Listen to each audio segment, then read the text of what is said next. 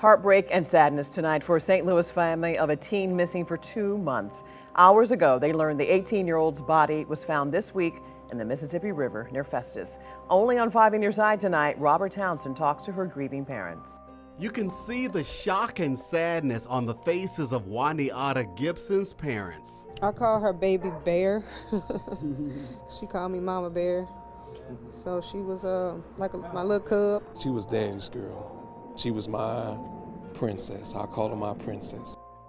She said she was going to the store. That was the last thing Wuniata Gibson told her mother. December 22nd, 2025, 5 o'clock in the afternoon, an 18-year-old girl, a churchgoer, a daughter, a young woman with her whole life ahead of her, walked out the front door of her North St. Louis home and never came back. Her family watched the Ring doorbell footage over and over again. There she was, captured at 5:07 p.m., stepping off the front porch, heading toward the Metro bus stop near North Broadway and Riverview. She boarded the bus, rode it downtown, got off near Carr and Broadway. And then, nothing. Surveillance cameras tracked her as far as 2nd Street in downtown St. Louis. After that, silence.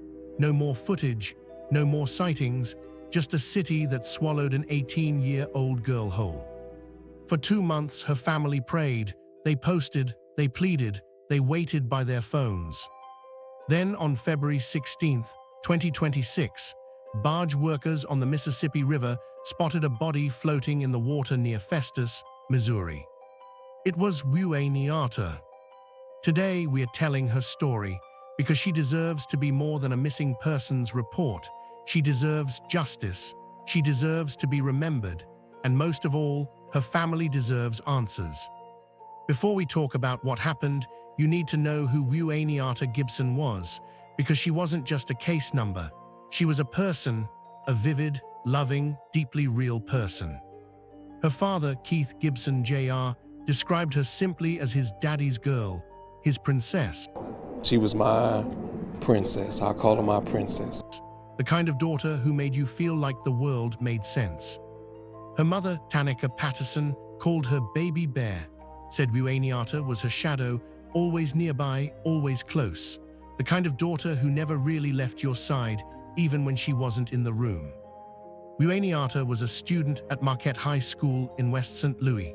She was 18 years old, right on the edge of everything.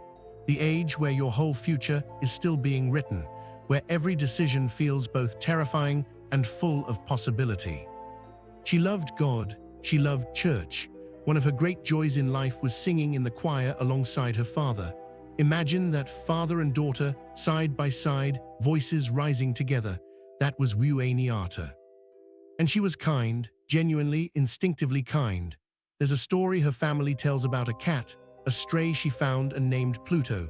She carried him home on her shoulder, just walked up and decided he was hers now, and that was that. She had 2 dogs and 2 cats. She had a big heart that didn't know how to say no to something that needed love. In the weeks before she disappeared, family members noticed she had been going through something. She'd been pulling away a little, isolating, the kind of quiet that worries a parent. But nobody could have predicted what was coming. On December 22nd, 2025, Wuniata Gibson walked out of her home in North St. Louis, and the world lost her. Let's go through December 22nd, 2025, step by step, because the details matter. It was a Monday, just 3 days before Christmas. Wuniata was home in the 8800 block of Portland Terrace in the Barden neighborhood of North St. Louis City. At approximately 5:07 p.m., the family's Ring doorbell camera captures her leaving the house. She tells her mother she's going to the store. Simple, routine, the kind of thing that happens 1,000 times in every family. Wuniata walks to the Metro bus station near North Broadway and Riverview. Surveillance cameras at the station pick her up. She boards the bus, rides it south into downtown St. Louis.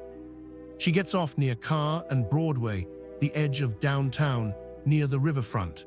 Investigators later obtain additional footage of her walking down 2nd Street. That is the last confirmed image of Wuniata Gibson alive. Christmas came, no Wuniata. Christmas passed, still nothing.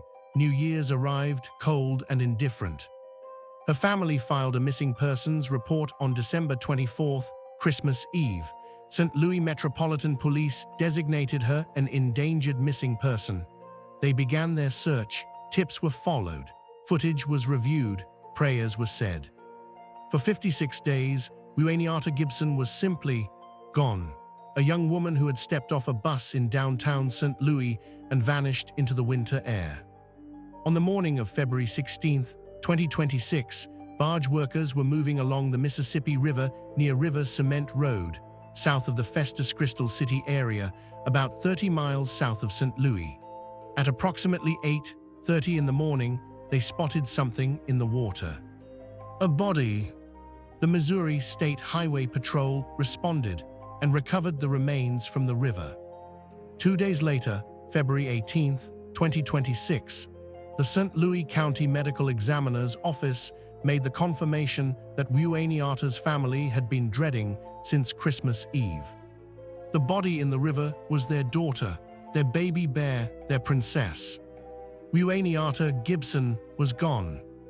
Now the part of this story that makes it so haunting, the part that has kept Wuniata's family up at night since February.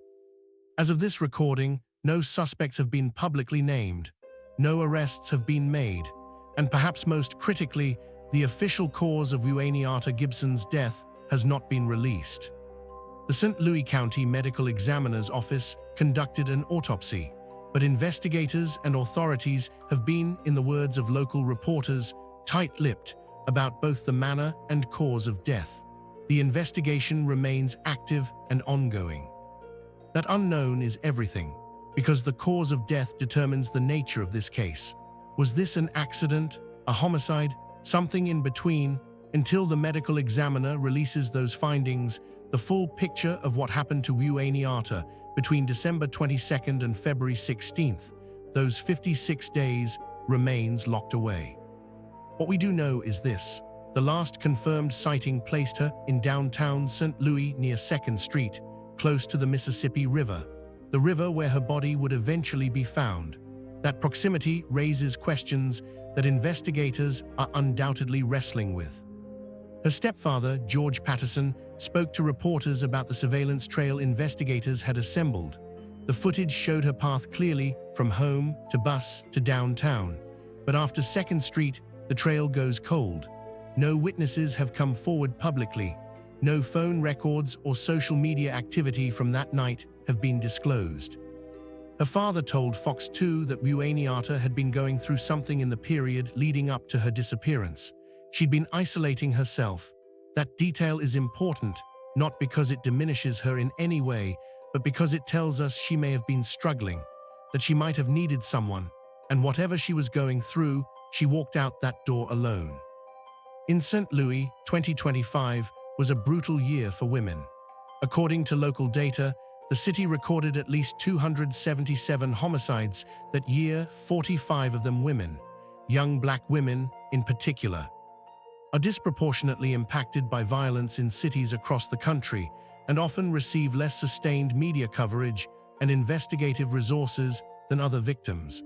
It's a pattern that advocates have called out repeatedly, and it's a pattern that Wuniata's case, an 18-year-old black woman missing for nearly 2 months before generating significant coverage, may reflect.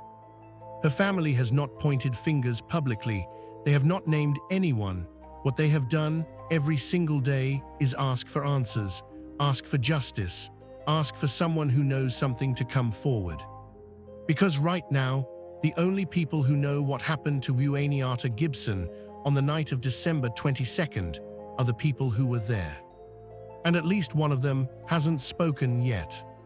Here's what makes this case particularly difficult and frustrating for the family. There is a significant investigative gap. Wuniata was reported missing on December 24th. Her body was recovered February 16th. That's nearly 8 weeks during which she was unaccounted for. The distance between downtown St. Louis and the Festus Crystal City area where she was found is approximately 30 miles by river. How she got from one to the other, whether by her own actions, someone else's, or some combination, is the central question investigators are trying to answer. Adding to that complexity, the Mississippi River is an evidence-destroying environment. Weeks in moving water can significantly degrade physical evidence, complicate forensic timelines, and make it nearly impossible to establish exact circumstances. This is part of why, even weeks after the body's recovery, the medical examiner's findings have not been made public. The St. Louis Metropolitan Police Department has confirmed that the investigation is active. They have asked anyone with information to come forward, but as of now, no new suspects, no cause of death, no official ruling on manner of death. In the absence of information, Wuniata's family is left in a particular kind of limbo, the kind where you've lost your daughter, but you haven't been told why. You don't know if someone hurt her. You don't know if she suffered. You don't know if there's someone walking free right now who knows the truth. That uncertainty is its own form of cruelty.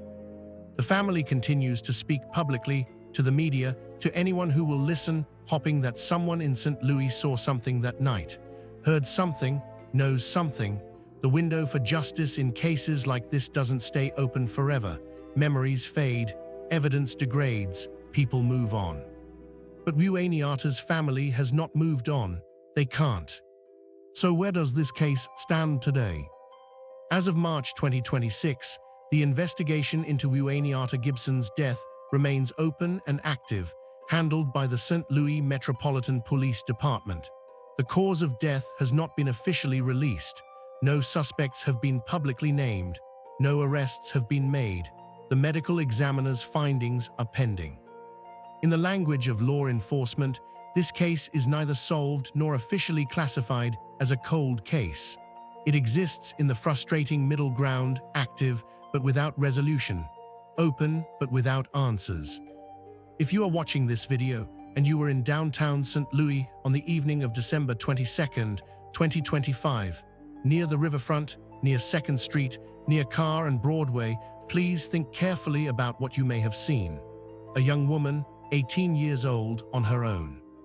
If you know anything at all, contact the St. Louis Metropolitan Police Department. You don't have to be certain, you just have to be willing to speak. Cases like Wuniata's remind us of something important. The criminal justice system depends on ordinary people doing extraordinary things, speaking up when it's uncomfortable, coming forward when it's inconvenient, doing the right thing because a family is waiting, and justice doesn't happen automatically.